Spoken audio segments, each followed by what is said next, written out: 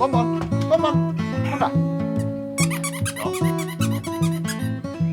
Vi ska gå nu. Bonnie, kom.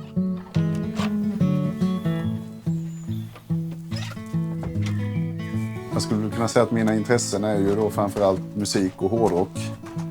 Och gamla bilar, gamla motorcyklar och bussar. Tycker jag är väldigt kul. Ja, gamla loppisprylar och sånt där är också jävligt roligt. Och sen är det ju höns då. Som har kommit. Ja, alla intressen jag har haft har väl egentligen varit sånt som man haft sedan man var barn eller tonåring. Men på något konstigt sätt så kom ju hönsintresset för typ 10 år sedan.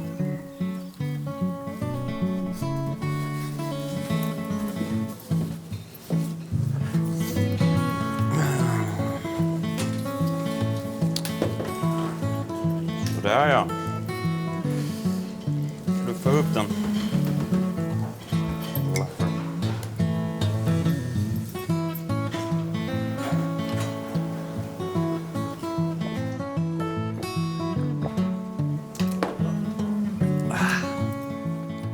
De säger det grannarna, de bodde inne i byn där, att han kommer ju, alltså han går ju över trottoarer och gator och allting och bara ska hej, hur är det med er? Normala med unga så man säger hej och sen går man iväg. Jag brukar säga till honom ibland att nu går vi och äter, Hampe, nu har vi lite bråttom, vi ska iväg. Ja, nej det gör vi nu ska vi ha käk, jag är hungrig jag med sen går det en halv minut så, nej men hallå! För mig det är väldigt skönt och typ om man ska ut och åka och handla grejer, åka till bygghandlar och man ska in där och man ska snacka med den personen det är jävligt skönt att göra det ihop med Hampe på något vis. Det är ett jävla klipp i allting. Och det blir rabatter där och det är liksom han är väldigt sådär snickesnackig med alla. Alltså en otroligt trevlig kille. Jag har lärt känna honom genom hönsföreningen och hönseriet. Så egentligen jag känner ju honom mer inom höns än just hans band. Han är ju stilmedveten på ett helt annat vis än vad jag är. Han gillar gamla jag är, jag hatar gamla jag är. Det har vi kommit i clinch med ganska många gånger det där med att jag vill gärna ha funktion. Han vill ha ytan lät elakt. Så är det ju inte. Men nej, jag typ om det ska se rätt ut bara jag inte det minsta faktiskt.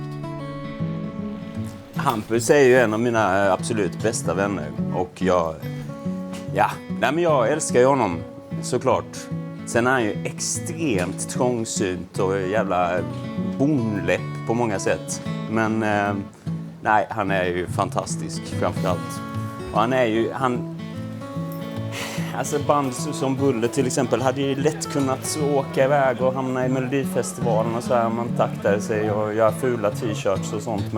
Men Hampus han är stilguren där liksom. Han håller ju ihop det på ett sätt som gör att kanske vi aldrig slår riktigt stort.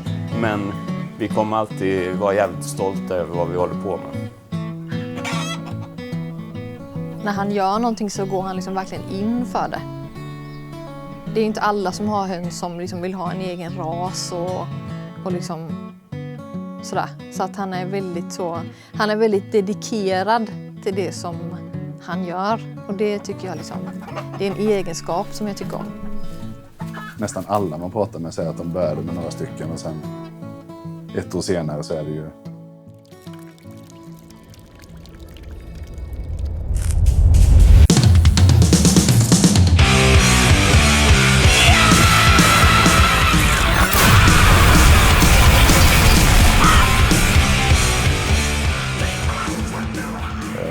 uppväxt på landet med en stor familj, 4 syskon. Vi var väldigt mycket på såna här hästhoppningstävlingar. Vi kuskade runt i en gammal lastbil som kokade ofta och åkte mycket på sådana äventyr. Det tyckte jag var jävligt roligt.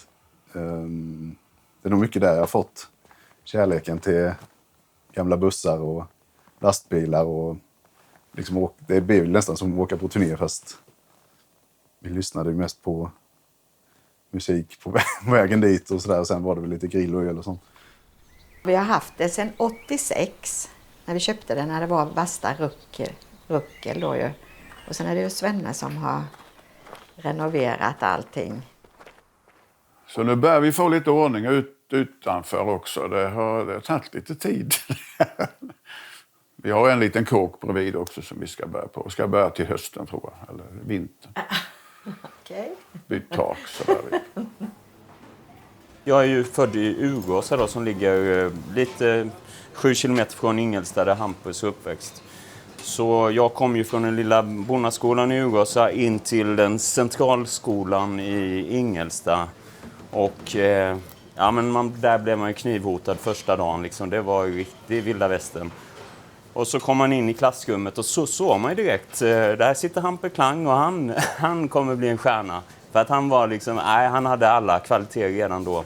Han var bäst på landhockey och han spöade Tobbe Dahlfors i pingis och han hade boots på sig, cowboyboots. Och vi andra hade så lite slentrianhockeyfrilla kvar från 80-talet, medan han hade sån jävla snygg uppklippning. Och ja, men sen hade han ju vattensäng hemma och motocross. Han hade fan allt. Först var man ju bara oändligt provocerad, men sen när man lärde känna honom och de lite mjukare sidorna kom fram och började hänga och meka med moppen och så blev vi ju ganska snabbt bästa vänner där. Jag var ju på Tyrolen, så var det någon marknad, typ en skördemarknad. Så var det ett gäng från Fjäderfäklubben som var där och ställde ut lite. Så sa jag bara lite på halvskoj sådär att kan man inte få köpa den där hönan med kycklingarna?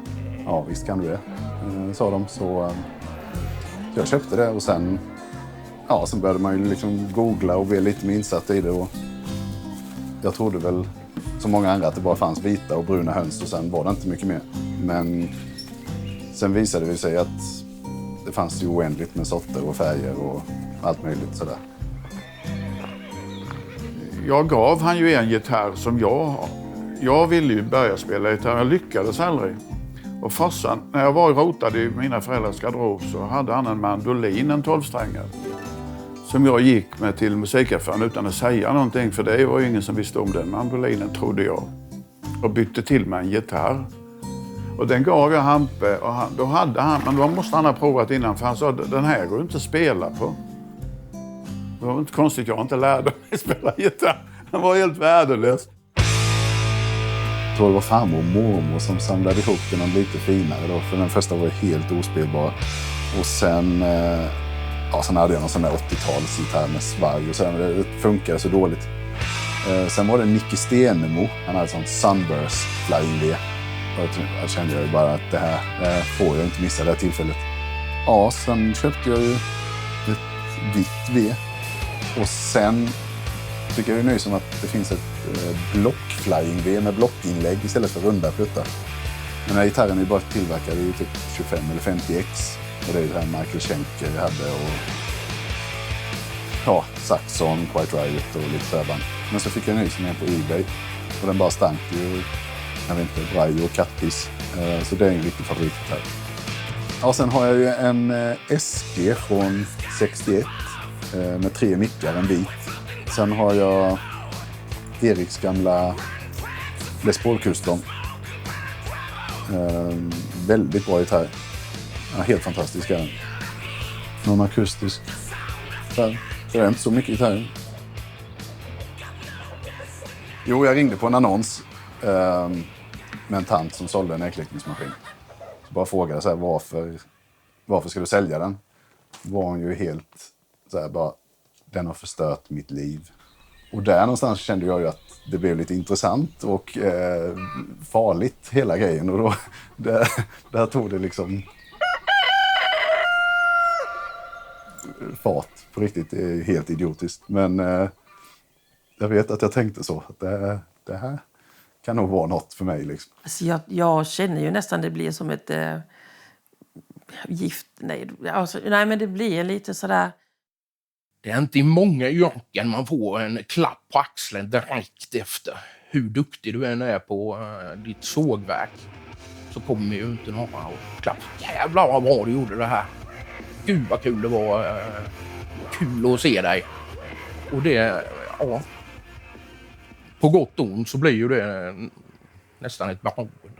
Man kan inte låta bli. När man har spelat så länge så går det knappt sluta. Nej men gud, det kommer ju en blå, vad trevligt. Ja, men den sparar vi, då ska jag ha en blå grupp. Och så blir det en som är pärlgrå. Ja, men de är ju jättefina, ska jag också ha. Så har man sett en röda. Det är klart jag ska ha röda också. Så plötsligt så sitter man där med en grupp med vita, en med svarta, en med blå, en splash och en pärlgrå. Ja, detta är ju då själva hjärtat i hemmet. Äggkläckningsmaskinen. Det är egentligen min pappa som äger denna, men jag har lånat den på obestämd tid. Får vi se om han någonsin får tillbaka den.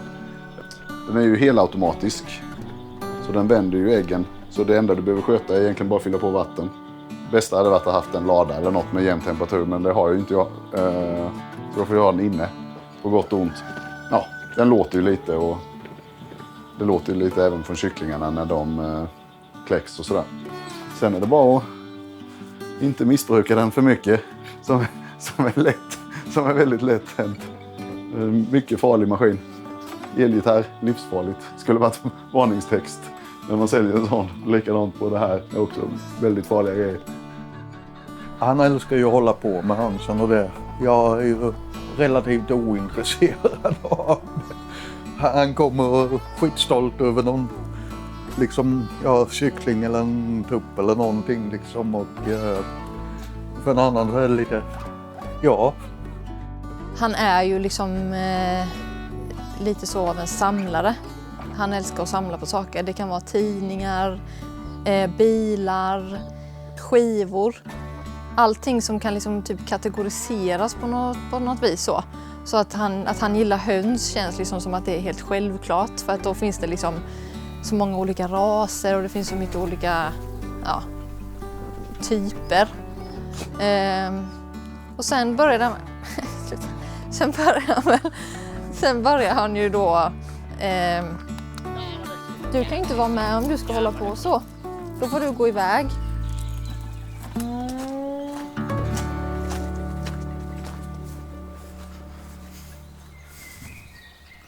Här har lite fina bilar också. Citroën 2CV. Charleston. Min favoritbil är väl egentligen Volvo Duett. För den är så praktisk att kunna lasta allting med och sådär. Så det har jag haft många sådana.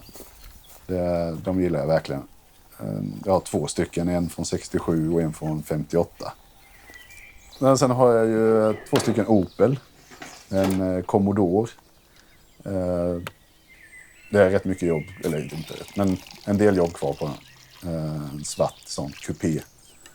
En rak 6:a. Så där ska jag väl bara dit lite nytt avgasrör och lite nya bromsar och sådär.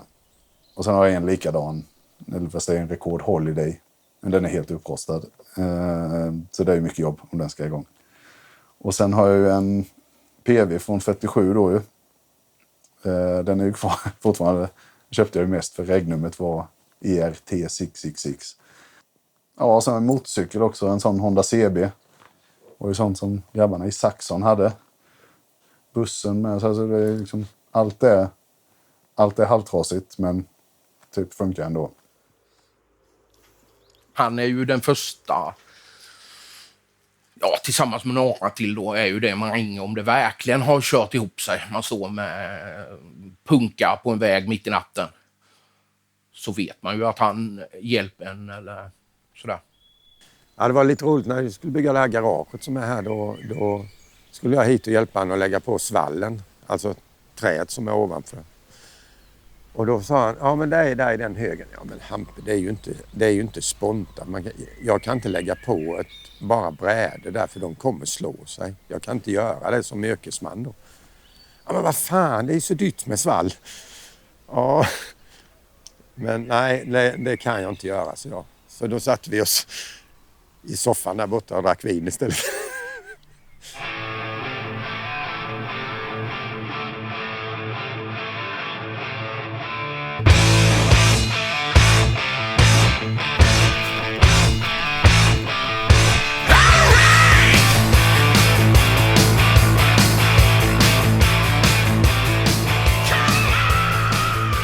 Jag vill lyssna på musik.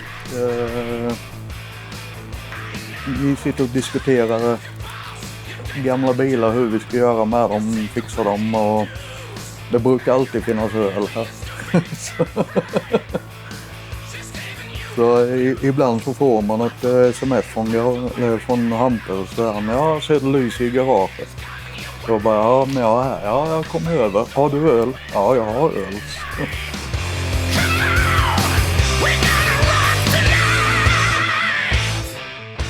Det är lätt att man hamnar där varje dag. Att vi sitter där och dricker och pratar och drar gamla historier. Vi började pratas i skolan om att vi skulle få börja spela något instrument när vi var i 10-årsåldern eller något sånt. Så då kryssade jag i gitarr där då. Och sen eskalerade det totalt. Så ville jag ju bara köpa skivor för alla mina pengar och spela gitarr. Då gick ju Hellhofer där också. Och han hade ju skinnbrallor och skinnväst och en Harley Davidson. Hampe och jag träffades ju i kyrkokön som vi var tvingade till när vi gick på IS. Hade vi en lektion där med. Och vi var väl inte jätteintresserade av det, men vi var intresserade av heavy metal bägge två. Det var ju väldigt färgstarkt. Man tänkte bara, vad i helvete är det här för något?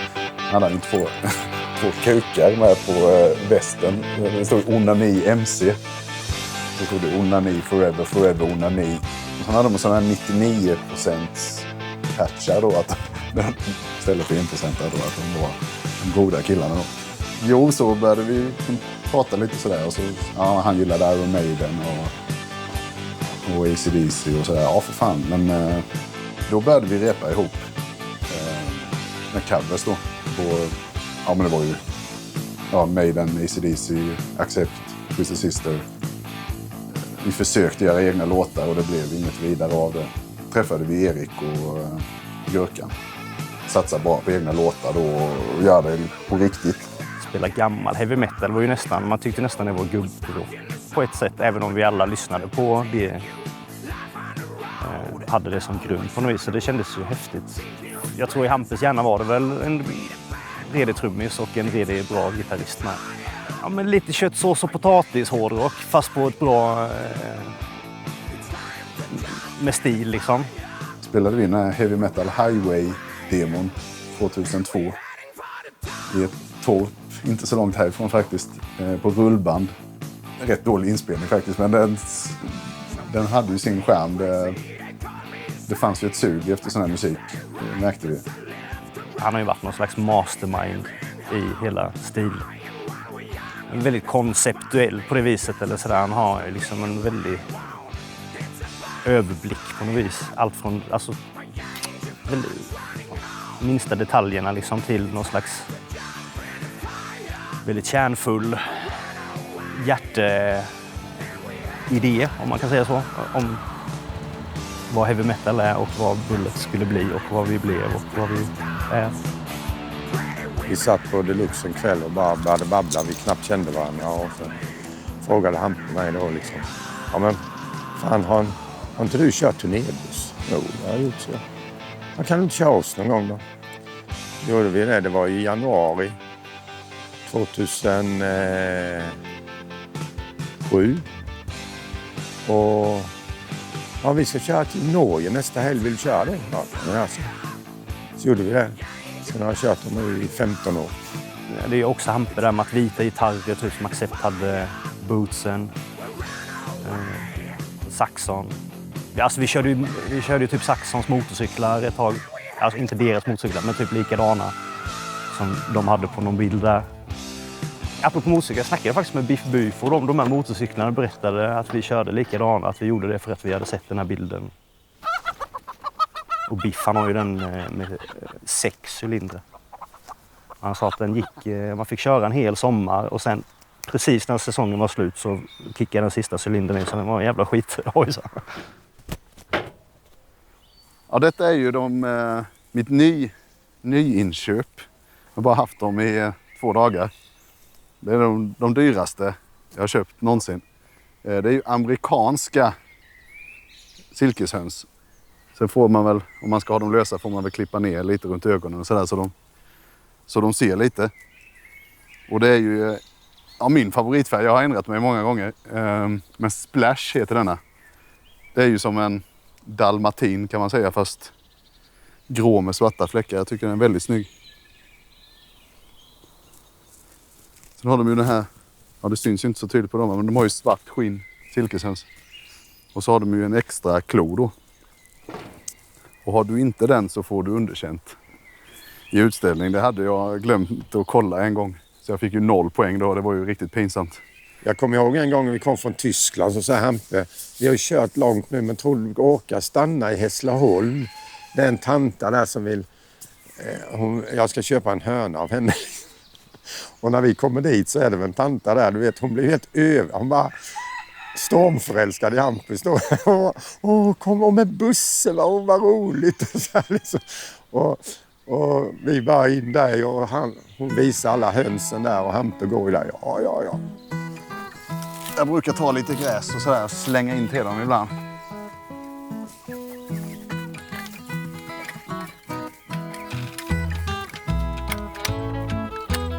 Ja, här har vi ju... Det är ju friserad paduan, guldsvartrandad där. Och sen är det ju den här 12-bunt eller röd porslin i paduan också. Och någon av dem tänkte jag väl ta med på utställningen där i Huseby i höst. Och hoppas på att komma högt upp på prispallen. Sen är det ju någon showgirl där ju. Det är ju från gruppen där borta. Den vita och den svarta. Och sen är det ju Party Queens. En höna och en tupp. Och det där vet jag inte vad det är. Det är någon blandning som... Jag vet inte vad det är för kön heller. Den ser jättekonstig ut tycker jag med den. Vi får se. Om den börjar gala eller om det kommer ett ägg ur den. Du ser, detta ser ut som en tupp. Den är ju ganska tjusig tycker jag faktiskt. Jag vill ju helst att den ska vara helt vit i huvudet. Men det är ganska svårt att få till. Och sen vill jag ju att den ska vara helt naken halsen då med. Och denna är väl halvt kan man väl säga. Men den är ganska härlig i friseringen. Lite som ett moln. Nej men lite av de äldre gubbarna och sådär vill ju gärna att det ska vara de här gamla. De gillar ju inte det här har jag förstått lite så. Utan de vill gärna ha att det ska vara. Sen de som åker på utställning och sådär de tar ju, vad heter det? Sånt där fett, vaselin. Och smörjer upp det här så det blänker jättefint och sådär både på benen och på haklappar och så här. Så det är mycket att pyssla med. Men det ser nästan ut som en blomma. Sen fick jag ju minuspoäng där att den var smutsig på någon utställning. Och det vill jag inte ha igen. Så nästa gång tror jag nog faktiskt att... jag vet inte om jag ska börja schamponera så här, men kanske. Man vill ju gärna komma högt upp på prispallen. Jag har ju aldrig riktigt lyckats med det tror jag. Det var ju precis i början. Det var precis hur det startade, vet jag inte. Men då började han ju på att han skulle ha sån här kläckägg och allt det här. Och då var vi på ett ställe och så, där de sålde det och så här. Och då ringde jag och sa, är det sånt här du vill ha? Så här, ja, bara köp det och så där. Så och då köpte jag några stycken. Det var du som satte igång. Svenne blev smittad av Hampe, kan man säga. Det är så jävla roligt folk som håller på med det här. Och sen hade vi ju så kul ihop. Vi hade ju så jävla roligt ihop. Och när vi sålde och sen spexade med varandra och sen vi måste ha lite musik här till hönsen. Så hade vi någon bandspelare med och så körde lite hårdrock där lite lågt i vårt lilla. Så det var alltid folk runt omkring oss där när vi körde våra hönsgrejer. Man brukar prata om att han och hans pappa hade börjat lite med höns samtidigt eller så. Och då tror jag att det kanske blev att de triggade igång varandra lite. Och sen vet jag ju då att Hampus mamma bara sa: Ja, nu är det slut med det här. Du får välja på hönsen eller mig. Och då sa jag till Ulla att man måste nog sova på saken, sa jag. Och sen framåt morgonen så sa jag: nej Ulla, jag väljer dig. Nej då, du sa direkt. Och nu har vi snart varit gifta i 50 år. Ja. Men det var nästan så hönsen tog koll på det hela där. Så det brukar jag ju med säga till honom. Akta så jag inte gör en Ulla Klang. Nej, jag är bara glad att vi inte har för mycket hönor här hemma. Nej, det finns ju inte en höna längre. Nej. Men det kan vi bli kanske.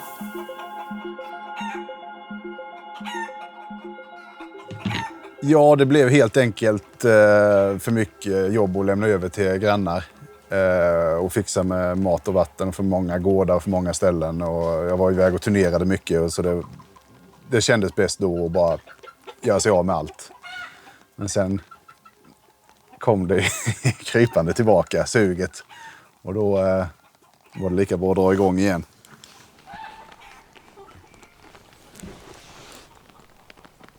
Jag har ju alltid tänkt att om man bor på landet så liksom ska man ju ha höns. Och vi hade ju liksom ett hönshus och allting. Så då sa jag bara, men ska vi inte bara skaffa några? Och det var ju då. Väck inte den björn som sover, men det gjorde ju jag. Och då var det som att det var väl det som var startskottet då. Och sen efter det så man ballade det ut totalt. Då var det ju liksom igen med Party Queens och de här med nakenhals och alla olika sorter han skulle ha. Och han hörde av sig till folk med det här gamla avelsprojektet. De som han hade sålt hönsen till försökte han ju köpa tillbaka då. Så han kunde starta upp igen. Och jag ville bara ha den där. Jag ville verkligen bara ha lite så trädgårdshöns.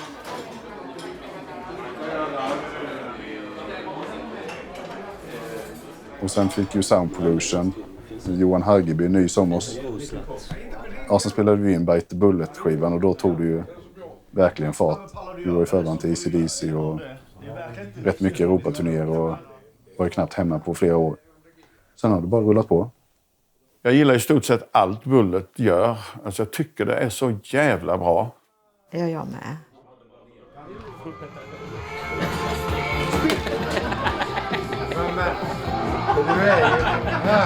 Det är bara så sticker ut på sidan. Och sen lite på toppen. Det är inga gubbar. Du ser väl ingenting här? Ja, det är rätt snyggt. Pappsen. Du är ju faktiskt. Ja, visst är det. När vi började spela ihop då så var vi hade lite replokal ute hos mig då i Urgasa. Och på sommaren så brukade vi alltid ta ut alla instrument och förstärkare i trädgården. Och så brukade vi stå där och spela för hönsen. Så att det var ju liksom vår första publik. Vi hade massa höns som sprang runt i hela trädgården. Och det var, men vi hade mycket olika konstiga djur hemma. Och det var väl den publiken vi hade att spela för då. Och jag kan väl misstänka att det blev någon liten sån i Hampus lilla hjärna. Nej. Att, han känner sig trygg med höns. Och hönsen gillar ju uppenbarligen Hampus också. Och det tror jag de gjorde från första början. Från hans första skorrande gitarrsolon. Även om vi hade texter om att bland annat slakta hönor. Vi snusar och vi lirar hårdrock. Vi är tuffa, vi tjuvröker. Vi snusar och vi slaktar hönor. Låten gjorde jag och Gaston när vi var 14. Och vi var inne på hönstemat redan då. Ja, alltså det var ju... Från första dagen man kom till skolan så var man ju utsatt för att man hade hönor hemma på spisen. Första gången jag var hemma hos dig så var det så här, det var liksom hela vår framtid då. Vi gick upp på en vind och du bjöd på alkohol och lagade till någon mat och så körde vi motorcykel och så spelade vi gitarr. Och så är det så här, typ nästan 30 år senare så är det typ bara en uppdatering av samma sak.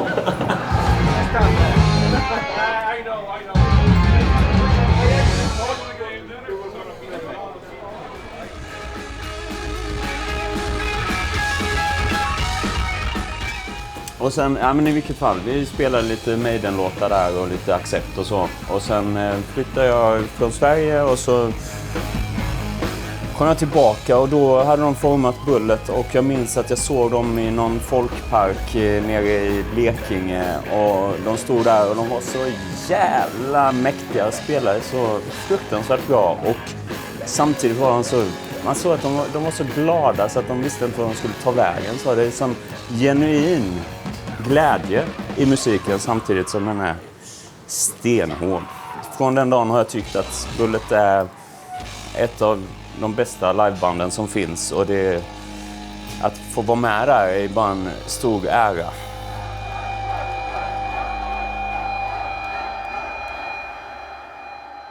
Jo, jag har de här amerikanska silkeshönsen i splashfärgen. Ja, sen här jämte det och så har jag ju en grupp som är också silkeshöns, men det är ju vanliga japanska dvärgsilke och väldigt blandat med färger. Det är allt från rött och gult och vitt och svart och splash kanske med någon viltfärgad. De är väldigt bra ras att ha om du har mycket odlingar och sånt. De sprätter ju inte så hårt som andra raser. De kan ju förstöra hur mycket som helst. Och de flyger ju inte heller eftersom de bara har sån här dunfjäderdräkt då. Ja, det är nästan de finaste jag har. Paduan i röd porslin heter färgen. Eller 12-bunt kallas den för. Och de har jag ju köpt från Italien. Det är ju lite av hönsens Rolls Royce. Riktigt fina.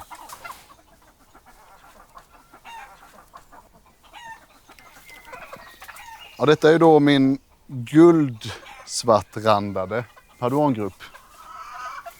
Med friserad tupp. Det är nog den äldsta tuppen jag har. Jag vet inte hur länge han varit med, men han funkar fortfarande bra. Jag är väldigt nöjd med hur starka fina linjer de har fått. Ni ser här, de är ju väldigt skarpa. Helst vill man ju se till att ha 2 tuppar ifall den skulle tuppa av. Så min tanke är nu att jag ska få någon friserad höna från det här guldsvarta som jag kan sätta i. Jag vill ju ha friserad 12-bunt också då. Den ovanligaste jag har, det är ju bara jag i Sverige som har dem. Det är ju de Paduan i den 3-färde 12-bunt. Och framförallt Party Queensen då. Det måste jag nog säga är lite mitt signum. Ja, det är bara dem. Här har de tydligen lagt lite med. De är lite mer avlånga än de andra äggen. Skriver vi party på dem alltså. Så lägger vi det i fickan.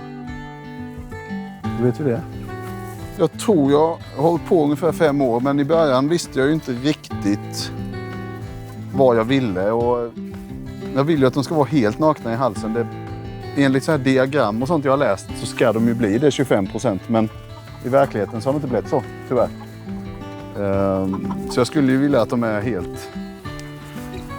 Att de verkligen blir helt svarta och sen helt vitt huvud och helt naken hals. Men det är väl bara att jobba på.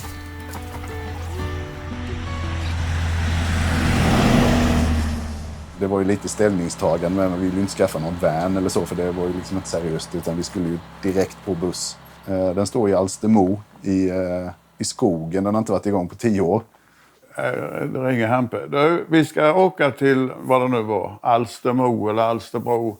Ska kolla på en buss. Och det var ett gäng. Det såg för jävligt ut. Och sen hade han byggt om den till någon form av rallycross. Så de kunde köra in en bil i den också. Så den var ju tom där. Men i vilket fall så de blev helt exalterade för den här bussen. Så vi tar den. Hörde jag någon sa, Hampe eller någon. Ja, jag släpper inte den utan handpenning, säger han, den här som ägaren då till bussen. Och då började de ju titta på varandra så här. Är det någon som har några stålar på sig? Jag rotar Hampe i fickan så här. Jag har en 20 här. Det är hela min själ kan man säga nästan. Jag har ju varit och bott och sovit och kört. Och på den tiden körde vi ju nere i Europa. Vi körde ner i Europa flera vändor liksom och så. Nu får vi inte köra längre. Vi blev ju tagna där nere 2012 tror jag det var. Sen kom en polis och tog oss och jag fick böta en jävla massa pengar för jag körde en livsfarlig buss. Jag kan inte riktigt beskriva det, men det är helt fantastiskt när man sitter där med en öl i handen och man är på väg mot nya äventyr. Och den bara går och går och går och går och går. Alla säger ju det att ska ni inte byta, köpa en nyare buss? Men den har inte krånglat en gång när vi var i Jönköping gick spridarrören av som bensinrören liksom kan man eller diesel då. De vibrerade av så de bytte vi där. Sen har vi haft lite strul med batterierna för vi inte generatorn gick sönder också, men den har vi bytt också med.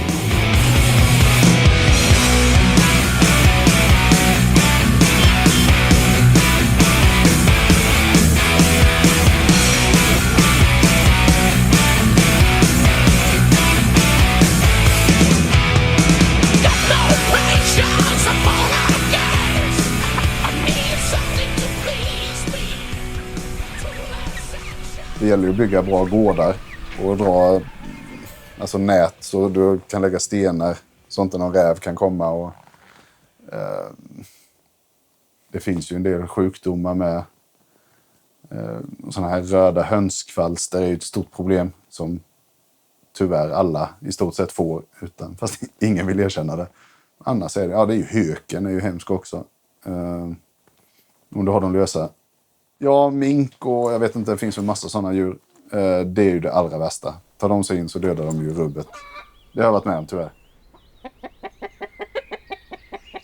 Det är ju väldigt lätt att kläcka fram när solen skiner och det är sommar och sådär. Men det kommer ju en höst och en vinter när det är ganska kladdigt och svårskött. Och man ska ju helst ha så mycket som möjligt på våren. Så ibland har jag börjat kläcka mitt i vintern. Och då har det ju varit för kallt för att ha dem ute. Så jag har ju fått ha dem inne. Det blir allting, när man bor så här blir ju allting mycket lättare när det är vår och sommar. Alltså med hönsen också. Om det inte är jättevarmt då måste man ju kolla så de har vatten typ 10 gånger om dagen och sånt. Jag började ju med lite andra experiment som inte funkade också. Jag köpte sådana afrikanska pärlhöns. Varför de tar ju gärna möss. Och sådär tänkte jag, men det verkar ju klockrent. Ta fram en egen ras som tar möss. Men då blev ju tydligen, det gick ju inte det att kosta dem med andra. Och om det lyckas så blev de ju sterila då. Nej men alltså, skulle jag inte hållit på att spela och sådär, då hade jag ju säkert kunnat ha med. Problemet är ju att när man ska åka iväg och lämna över det till någon annan så är det är ju en del pyssel eller så. Det är inte kanske jätteroligt när det är regnigt och gå ut här och byta vatten och foder och så. När han var iväg på turné och vi hade höns som hade ruvat kycklingar och så. Så de hade bara varit ute och så. Så när jag är ute och kollar till dem och så var det ju en som var dålig då. Som var sjuk. Och då så bara, men vad ska jag göra? Jag får ju liksom ta fram yxan då. Fick jag göra. Det är inte så kul. Alltså det är inte riktigt. Det är kanske inte alla som hade gjort. Så fick jag ju slå ihjäl den med yxan. Och sen fick jag ju begrava den och så. Lägga lite blommor där. Det är väl mest de som man har haft länge som jag tycker är lite jobbigt så. Jag har ätit många av dem också. Det är inte så kul ibland när man tittat på en hög med fjädrar och blod och tänker att nu får jag lägga några timmar på att rensa det här. Det är liksom, de är ju ganska små också, de här jag håller på med. Det blir inte mycket mat. Ska man nästan ha mer köttraser så. Plymouth Rock och Faverol och Maran och sånt. Vi har ju 2 växthus. För jag hade ju ett växthus först som vi byggde när jag flyttade hit. Och då hade jag ju liksom min bild av att men där kan jag börja liksom säsongen tidigt och liksom sätta ut plantor eller så här. Sen fylldes ju det med kycklingar då. Big surprise. Jag kommer ihåg någon gång jag var tvungen, jag inte kunde åka hem när vi hade varit iväg och spelat med. så sov jag hos han istället för mycket närmare där vi har repelokalen då.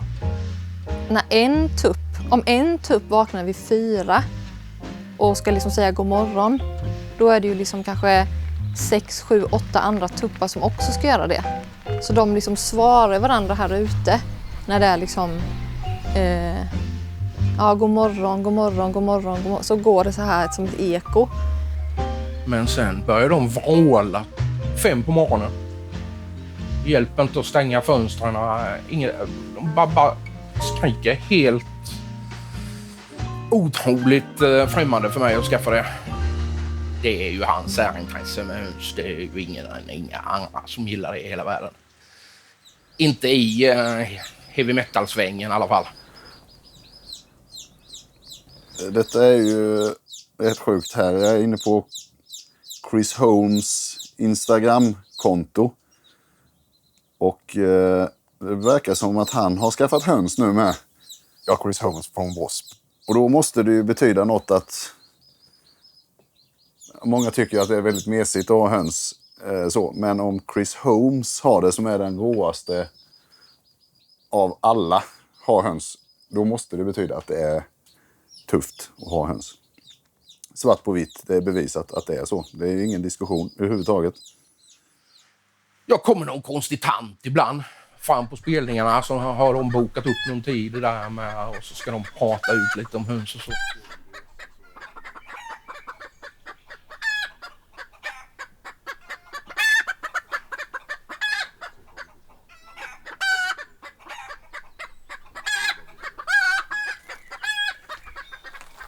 Det är lite gamla vinylbackar.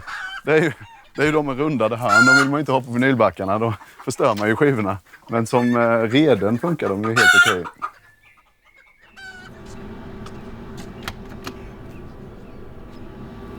Problemet är att allt ska bli bättre. De gamla skivorna är för bra för att det är typ omöjligt. Det blir bättre.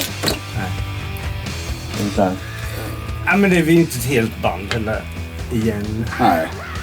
Det är ju också ett hinder. Och vi saknar en gitarrist. Som kan skriva jättetuffa låtar. Ja, då, alltså beroende på vad det blir för någon snubbe som spelar gitarr så får det bli lite musik efter det med. Alltså det är ju rätt mycket Alex på de senaste 2 åren. Nej, men man vill ju göra den ultimata plattan med världens bästa inspelning och alla låtar är bara svinbra med världens snyggaste omslag. Det är så enkelt. Så enkelt är det.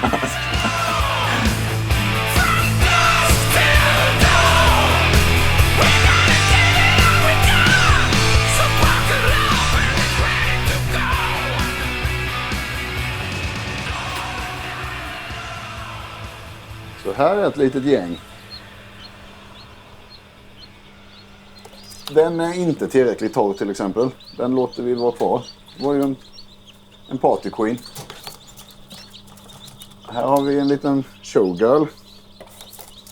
Den ser ju faktiskt riktigt naken ut. Oj, oj, oj. Vi kanske har lyckats. Den kan vi ta imorgon. Den mår jättefin. Vi får hoppas den överlever. Men den ser ju pigg och glad ut. Ja, det var ju bara lite hår på den. Ja.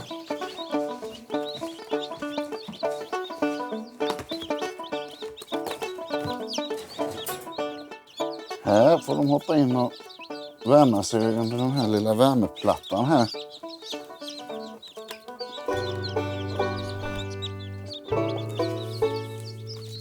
Den här var ju ganska vacker. Den ser ut som en liten buffel nästan. Den är nog silvervilt eller splash eller någon slags dalmatin eller någon slags annan rödvilt färg kanske. Får vi se. Märker vi väl om någon vecka annars. Kolla här, den här partyqueenen. Den kommer bli snygg. För den här buren ska man väl inte ha mer än kanske 40 stycken. Sen får jag se. Det kanske blir att det kläcks mer sen under året, är jag rädd för. Det brukar bli så. Men jag ska försöka att inte kläcka för mycket. Sen när de är inne då, när de är små. För det mesta är de väl rätt så tysta så, men sen är det kanske någon som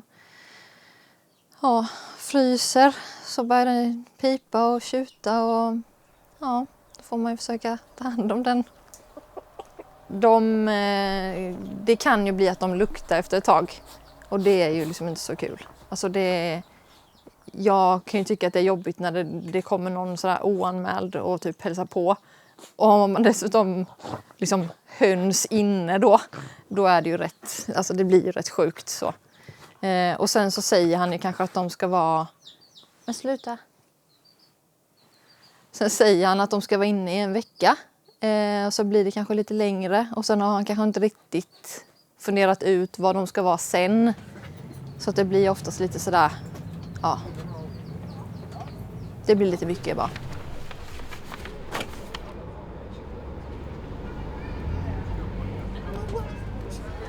Till Robert. Ja.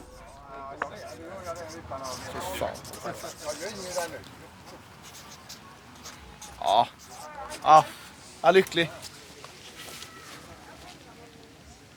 Tack. Tack så mycket. Vi syns ikväll. Ja, nej men alltså, jag tycker det är väldigt viktigt hur bandet ser ut. Alltså det finns ju många band som är bra men liksom som såg skitcoola ut 81. Oj, så flott. Havsutsikt nästan. Spårvagn. Ja, det är ju havsutsikt, kolla. Eller kanalutsikt i alla fall. Och sen idag är det ju liksom katastrof. Så, även om de låter bra. Så liksom... Jag vet inte hur man ska säga det. Det är ju som... Zero Ramones i lackbyxor och skägg, feta typ. Alltså det går inte liksom. Så jag tycker ju hela paketet. Det ska ju vara en riktig turnébuss och det ska vara en ljusskylt och det ska vara Marshallvägg och pyroteknik och... Ja, men man kan liksom inte börja tulla på grejerna, då tappar man hela kärnan i... Alltså det är viktigt att det ska vara på riktigt. Ja, när man börjar gilla hårdrock så vill man ju såklart ha råare. Och lite så har det ju blivit med hönsen med att man vill hitta galnare där med. Det är väl lite lustigt men så funkar det. Ja, det började ju helt enkelt med att i början så köpte jag ju bara olika raser som jag tyckte var roliga. Så jag hade ju en ungersk nakenhals och en paduanhöna. Och ja, då blev det ju en paduan med nakenhals fast lite fulare hetta då kan man ju säga. Någonstans där kläckte jag ju idén om att det här måste jag ju spinna vidare på då. Men så vill jag ju gärna ha markerat från kroppen till hettan då. Och då är ju holländsk vithetta ju perfekt för det projektet för de är ju svarta i kroppen och vit hetta. Ja, de är fina djuren. Ja. Då har du ju rätt många då hemma med. Ja, det har jag. Ja, det är riktigt mycket. Jag vet kanske själv hur många det är. Inga vanliga hönor då heller. Nej. Jag håller på att ta fram min egna ras där med. Ja. De är där borta. Party Queens. Party Queens, ja. Ja. Men sen vill jag ju även ha dem friserade. Och det är ju när fjädrarna står rakt ut. Så det är så här då. Och det kunde jag inte hitta någon holländsk vithetta. Jag har letat jättemycket. Så då fick jag ju ta från en paduan. De ser ju ungefär likadana ut fast andra färger då. Får man bjuda på en godis? En godis, ja. Tack så hjärtligt. Jag tar en med. Är det spansk godisen? Det var bra på det eller? Ja, det var det. Det var schysst, men det var ju jävligt bökigt när alla grejerna försvann. Ja. Och ja, de är fortfarande borta. Vi ska till Tyskland nästa vecka. Så nu har jag ju kommit ganska långt. Jag har gjort 5-6 generationer. Men jag får ju inte halsen helt naken som jag vill ha. Det är ju ett problem. Så eventuellt får jag ju blanda in en hel nakenhals igen då. För att få det. Men då tappar jag ju hettan. Du kan inte ta ut en sån här hiskelig höna. Jo. Men de är dina, de fick många här ju. Ja, det är hela dagen. Ja, för jag såg det. Jag tänkte de är dina allihopa.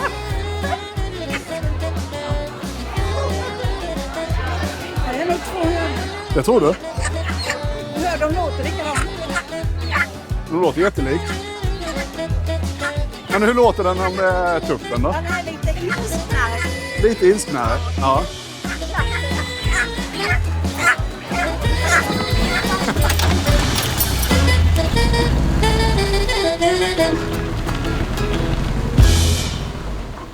har ju ingen liksom professionell anläggning så, utan det är ju en gammal cirkusvagn.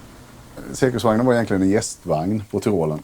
Men sen började det regna in i den och den blev lite fuktskadad och sådär, så den var lite för sunkig för människor, men ja, jag renoverade den lite och den är tillräckligt bra för höns i alla fall. Som jag har de flesta i, och sen i vedboden där jämte, och nu har jag tagit in lite i växthusen och sådär. Vi bodde ju bak på Tyrolen, jag vet inte hur många år det var, kanske 4 år eller någonting. Vi bodde i cirkusvagnar. Och då var vi var väl 8 stycken vagnar, någonting i en liten cirkel där. Och då hade vi ju odlingar och så hade vi höns med. Och så bodde vi bakom parken allihopa i cirkusvagnar. Och det var ju svinbra för oss under den perioden med band, och man turnerade mycket och var borta mycket. Försökte ändå leva på musiken, vilket vi faktiskt lyckades med då, eftersom vi hade i princip inga utgifter. Vi åt ju rester och ägg från våra höns och odlade själva, och var ju liksom, och de hade ju restaurang och sånt, blir alltid någon macka. Ja, du vet, så var väldigt mycket så. Och så lagade vi mat ihop. Vi levde ju verkligen, det var ju svinbilligt. Så någonstans man insåg att man kanske inte blir rik på att lira heavy metal och kuska runt och spela hårdrocksdängor. Men om man lär sig leva jävligt billigt så kan man ju ändå gå runt på det på något vis. När han skickade en bild då när han hade fått syn på en sån här cirkusvagn på Blocket. Skänkes. Alltså den var ju riktigt ruffig och var helt övervuxen och så här. Här morsan, det kan jag fixa med. Och jag bara, nej.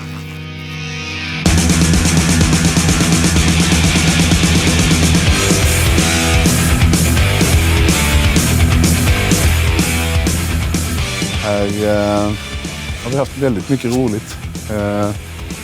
Nu är det lite färre vagnar än vad det har varit. Innan bodde Adam här i en buss, och Gurkan bodde där nere i sin vagn. Och jag bodde i den i ett par, 3-4 år. Den fina, randiga vagnen där. Och sen renoverade jag den lite. Hade typ bara en sticksåg och 500 spänn på kontot. Det är ju Hildur Pedersen från Århus Tivoli Park som ägt den innan. Så jag blir ju oftast kallad för det här Hildur Pedersen då, det har ju följt mig sen dess. Eller HP då. Ganska fort så vänjer man sig vid det mesta. Och ja, det är väldigt skönt att leva utan att ha någon hyra och kunna dra på turné. Tanken är att jag ska renovera upp. Ja. Ja, den börjar lukta lite illa med. Men den har varit väldigt fin en gång i tiden, kan jag lova i alla fall. Jag har ju sällan haft några sparade pengar eller så, utan jag vill ju egentligen inte jobba så mycket, utan jobba med sånt som jag tycker är roligt. Jag tycker alldeles för många jobbar heltid och slänger bort sina liv på meningslös skit, helt enkelt.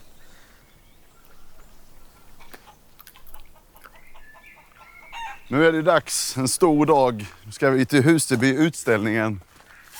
Årets höjdpunkt. Bara se så. Hönsen är i utställningsskick. Det kan kanske behövas putsas lite på fjädrarna och schamponera upp dem lite. Vi får se. Jag åker bara till Huseby. När den utställningen är där, men det är ju i flera stycken i vårt avlånga land. Knack, knack. Är det någon hemma? Lagom avstånd, lagom körtid, och sen då också för fågeln kan jag känna ibland att det är ju också en resa. Hon är ju ganska fin, men klart kanske skulle putsa lite på fjädertopparna där. Får nog bli en liten snabb genomgång, tror jag.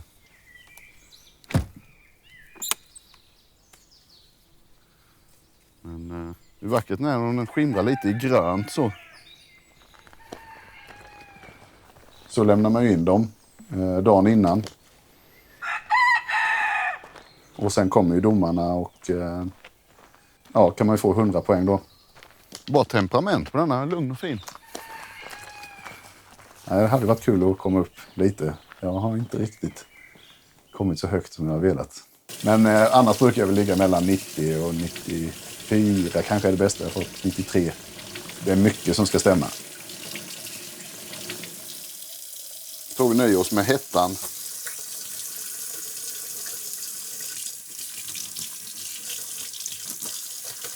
Vi sköljer igenom. Ja, jag får ju tyvärr inte tävla med Party Queen ändå, men jag schamponerar allihopa ändå. De måste ju vara i perfekt skick. Där har vi lite. Så någonting. Tror jag räcker. Så. Vi kör lite med hårtåken med, tror jag vi behöver. Om vi ska få det.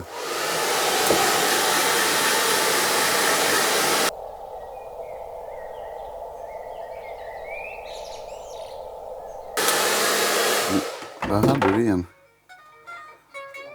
Den såg lite smutsig ut där fortfarande.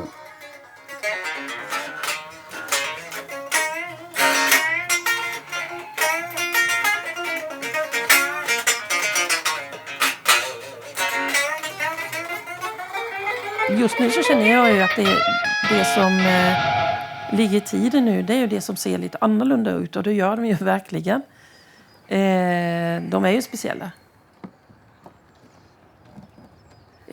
Då gäller det ju att ställa ut och vara aktiv där. Och så måste du ju ha med den och få den bedömd vid 3 tillfällen på de stora hönsutställningarna. Alltså folk har tyckt att den är så annorlunda. Den är ju fulsnygg, eller snyggful eller vad man ska säga. Så den sticker ut i den bemärkelsen. För det är precis som om man antingen tycker om dem eller också så gör man verkligen inte det. Då är det ju så att alla raserna finns i den här lilla pärmen. Skandinavisk fjäderfä standard. Samma standard i Danmark och Sverige och i Norge. I det här fallet med Hampus Paduaner som man nu har ställt ut så är det ju en godkänd redan och en färdig ras. Då finns det standard på denna och där allt är beskrivet hur det perfekta djuret ska se ut. Och kanske vad man ska tänka på och om det är något extra fel som man ska vara väldigt vaksam på. Så kan generera nolla och nolla vill man inte ha, men det är nollor man lär sig av. Kan få mellan ungefär 97 är det man dömer som högst. Man säger att det absolut perfekta djuret finns inte. Huvud, helhetsintrycket, utställningskondition, ben och tår bland annat. Är det någon specialfärg som Hampus 12-punt här vid så är det även med täckning och sådär.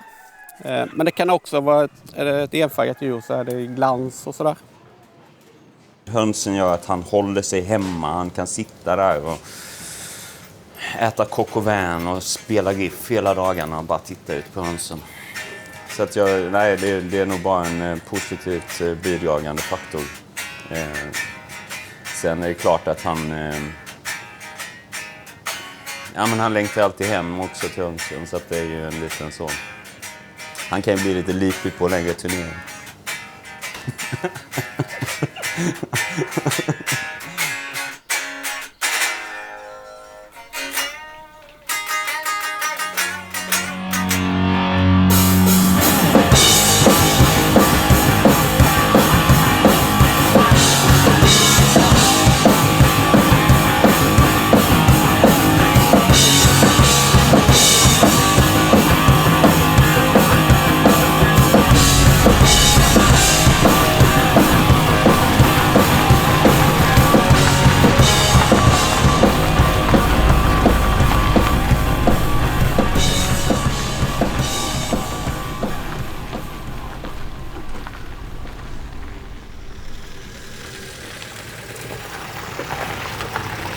Där runt 2009, 2010, 2011, där var vi ju stora. Eller höll på att bli ganska stora. Och sen har det väl egentligen planat ut lite. Jag tror vi blev ändå liksom tillräckligt stora då för att vi har någon slags bas som fortfarande lever eller sådär.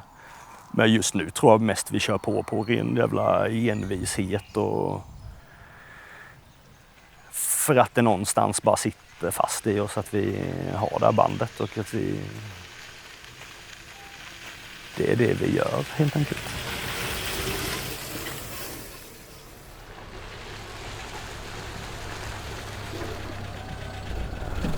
I och med att man har den relationen till killarna i Bullet liksom, så det är sjukt jordnära sköna människor att ha att göra med. Som gör grymt bra heavy metal liksom. Så det är ju fullt ös på scen. Hela tiden liksom. Och det är ju det man älskar med dem. Plus att när gigget är över, de kommer ut liksom, och de dricker med fansen och har det helt enkelt en kul stund liksom. Nu ska jag ha mitt block-V från 79. Bara finns i 25X eller något sånt. Det är bara vid speciella högtider. Jag plockar fram den. Den får hålla dem lite så länge då. Yes.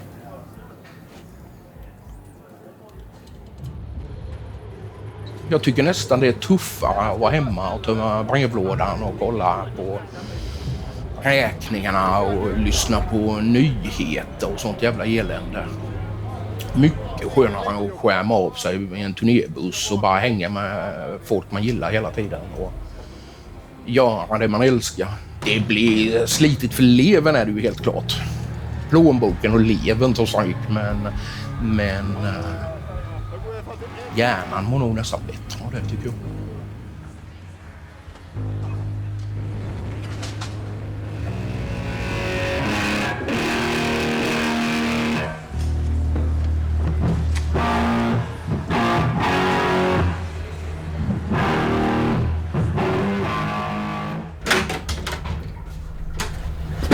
Fuck it, let's go!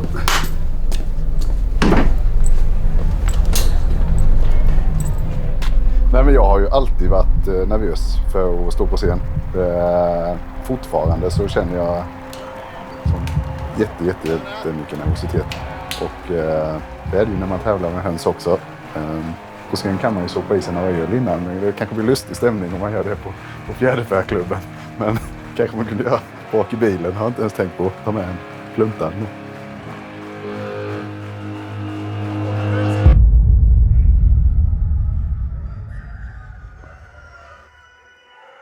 Spännande.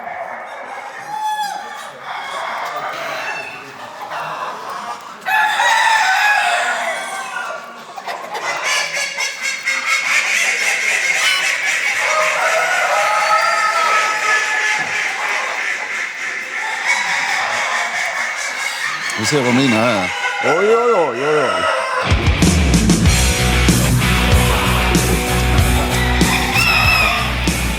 95. Nytt rekord. Ja, det var inte dåligt. Prima typ står det här. Bra färg. Väldigt kul. Kolla.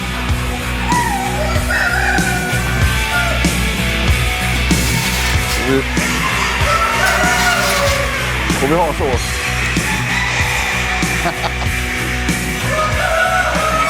Ja, det var inte dåligt. Jag är väldigt nöjd.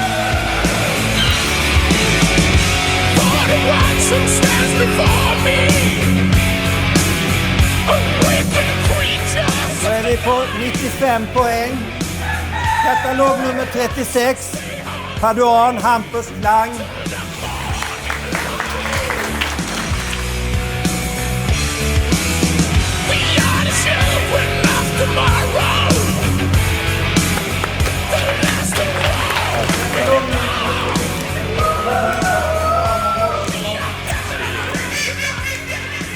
Med Hampus projekt och ta fram en ny ras så behöver du skriva en standard. Så domarna har någonting att döma efter. Och Hampus som har i huvudet nu då, misstänker jag, hur den ska se ut och hans idealbild av den ska han få ner där på ett papper också. Och det är lite pyssel. Där är ju en party queen där ju.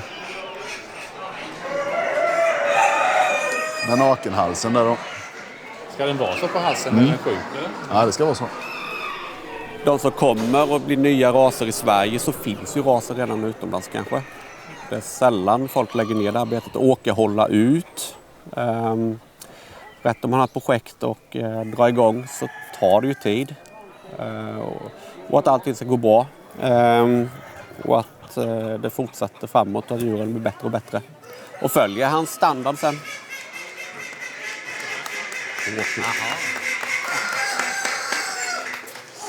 Den här ska jag ha på nattduksbordet resten av mitt liv. Kämpar man riktigt hårt för något så kan man till slut nå toppen. Heading for the top.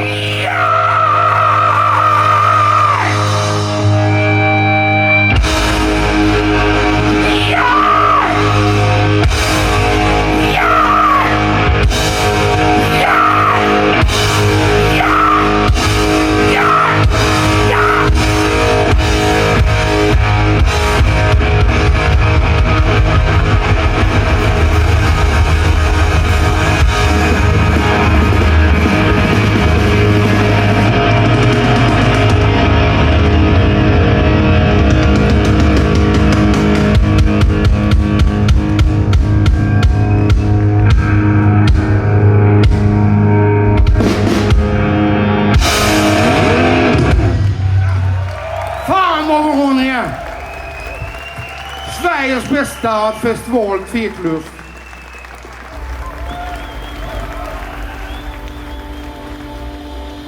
Sista resan hem från Skogsröjet som var en helt fantastisk. Vi hade ju skitkul där uppe i Skogsröjet, avslutning på sommarturné och så. Och på vägen så bara 1,5 mil från Alvesta rasade skarmotorn. Jag har ju haft Bullet t-shirt på mig i 15 år varje dag. Men just nu sen bussen gick sönder så har jag bara någon där bussen är med. Alltså vi har ju bott i den, vi har sovit i den, vi har festat. Och jag som är lite sömnig framåt natten, jag har ju lagt mig i bussen och vi har varit 50 pers i bussen liksom och röjt liksom. Så jag får ju liksom kasta ut folk när jag har sovit en stund och sen ska vi åka till nästa gig liksom.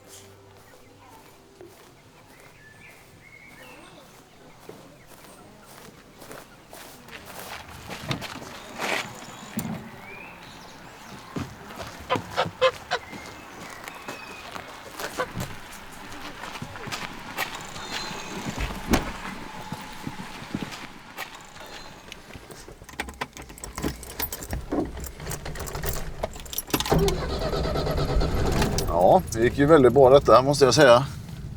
Riktig succé. 95 poäng och pokal. Kan man ju vara lycklig i flera veckor framöver.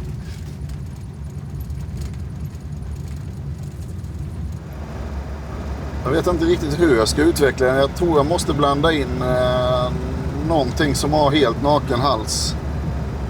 Men då kommer jag ju tappa i hetta och då, så, men någonting måste jag göra åt det för det enligt så här diagram och sånt jag har läst mig till så ska det ju inte vara några fjädrar på halsen men det blir det ändå. Jag tror nog kanske 2 generationer till för att få färgerna riktigt bra och halsbefjädringen och hela den biten. Sen är jag ju väldigt taggad på den här blåa versionen av Party Queens med. Om man kan få till den här splash-färgen. Det hade ju varit jävligt roligt. Jag och skivbolaget är ju jättesura. Jag vill ju få ut en skiva så fort det bara går. Och sluta tjata nu. Det är nog dåligt tecken. Ja, det är lite så. De kommer ju släppa skivan. Så länge vi bara gör en jävligt bra platta så kommer de ju släppa den. Ja. Jag har också trillat dit nu. Jag har ju försökt ha massa olika höns, ägghöns. Äggen är ju typ mörkbruna med alltså prickiga, de är gröna, mörkgröna, alltså typ olivgröna. Så det är liksom jättekul. Och jag tror att han kommer få Partyqueenen till att bli godkänt. Och jag tror att han kommer hitta på ännu fler och kanske ännu galnare kombinationer. När han fått ett projekt godkänt så kommer han att hitta på ett nytt. Jag tror det. Sen älskar jag ju djur. Alltså jag har alltid tyckt om djur. Så. Sen tycker jag ju inte om den här nakenhalsen och det. Alltså jag tycker ju inte det är liksom... Jag tycker det är äckligt. Alltså jag tycker de är... Ja men det tycker jag. Det står jag för. Det kommer ju komma platta. Så är det ju.